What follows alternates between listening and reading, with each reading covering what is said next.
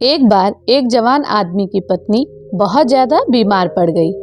एक दिन जब उसे लगा वह और अधिक दिनों तक जिंदा नहीं रह पाएगी, उसने अपने पति से कहा, मैं तुम्हें बहुत प्यार करती हूँ, मैं तुम्हें छोड़कर नहीं जाना चाहती, लेकिन मुझे जाना होगा। पर मैं चाहती हूँ कि तुम मेरे साथ धोखा ना करो, इसलिए तुम्हें मेरी अंतिम इच्छा माननी पड़ेगी। तुम मुझे वचन दो कि मेरे मरने के बाद तुम किसी दूसरी औरत से शादी नहीं करोगे।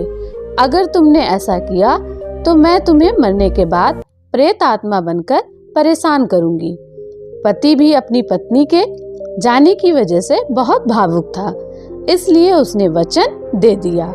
इसके कुछ दिनों बाद पत्नी इस दुनिया से चल बसी। पत्नी की मौत के कुछ महीनों बाद तक पति ने अपना वादा निभाया और उसने किसी दूसरी औरत से बात तक नहीं की।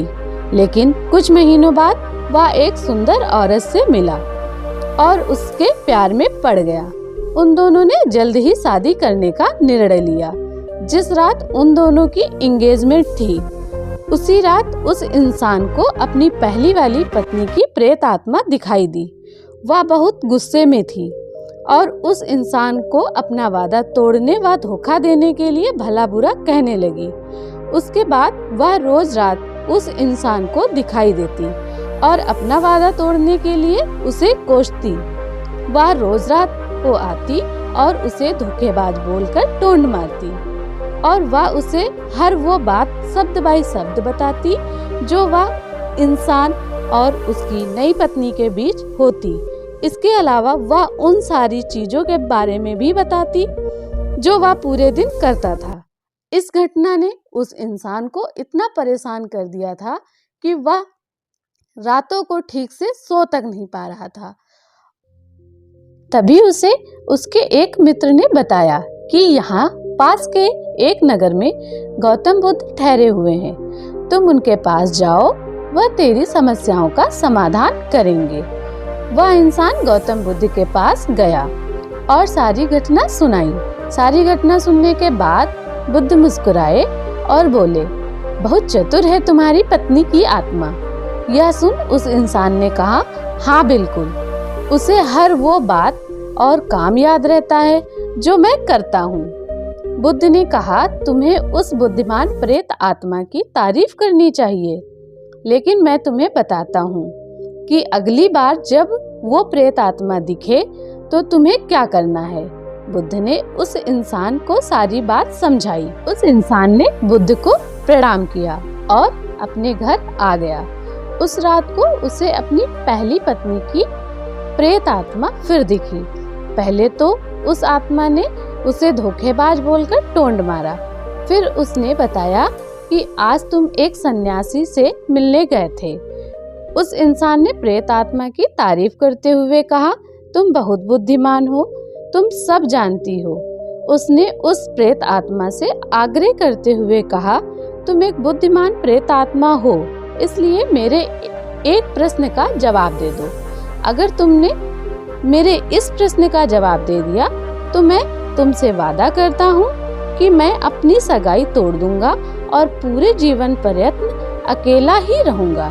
प्रेत आत्मा ने कहा, अपना सवाल पूछो। यह सुनते ही उस इंसान के पास में रखे चावल के बोरे में हाथ डाला और एक मुट्ठी भरकर चावल निकालते हुए कहा, गिनती करके बताओ कि मेरी इस मुट्ठी के अंदर कितने चावल हैं। यह प्रश्न पूछते ही वह प्रेत आत्मा वहां से गायब हो गई और फिर वह कभी उस इंसान के पास वापस नहीं आई। दोस्तों, गौतम बुद्ध इस बात को जानते थे कि भूत प्रेत जैसी कोई चीज नहीं होती। यह उस इंसान का ही एक हिस्सा है जो उसे दिमाग से आता है।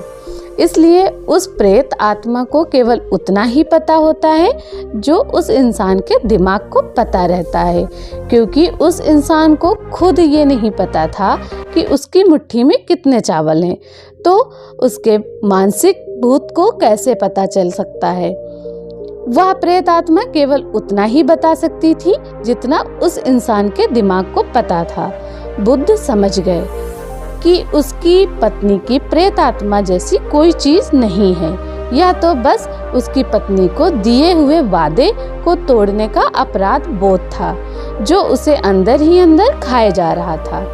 उसने अपनी पत्नी को दिए गए वादे को तोड़ने को इतनी बार सोचा था कि उसके दिमाग में उसकी पत्नी द्वारा कहे गए आखिरी शब्द कि अगर तुमने दूसरी शादी की तो मैं तुम्हें भूत बनकर परेशान करूंगी, उसने उस बात को सच मान लिया था और उसे वास्तविकता में व्यक्ति के सामने प्रकट कर रहा था।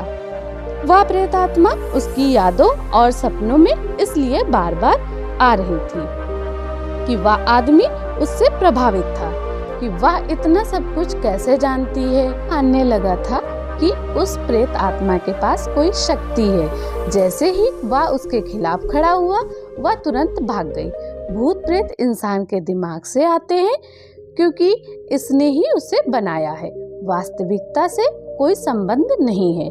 दोस्तों, कोई भी चीज हमें इसलिए परेशान करती है क्योंकि हम उस पर ध्यान देते हैं। जब हम उससे आगे बढ़ जाते हैं और उसके बारे में सोचना बंद कर देते हैं तो वह गायब हो जाती है। दोस्तों, आप खुद सोचिए, आज तक आपने अपने सपने में वही देखा है जो वास्तव में दुनिया में हुआ है।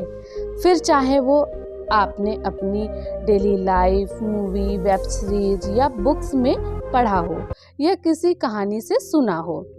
एक्चुअल में हमारे माइंड के पास जो भी इंफॉर्मेशन होती है वह हमें सपने में तोड़ मड़ोड़ कर दिखाई देती है और हम कई बार इन्हें सच मान लेते हैं। इसलिए दोस्तों, ज़रूरत है भूत की बातों को भूलकर वर्तमान में फोकस करें।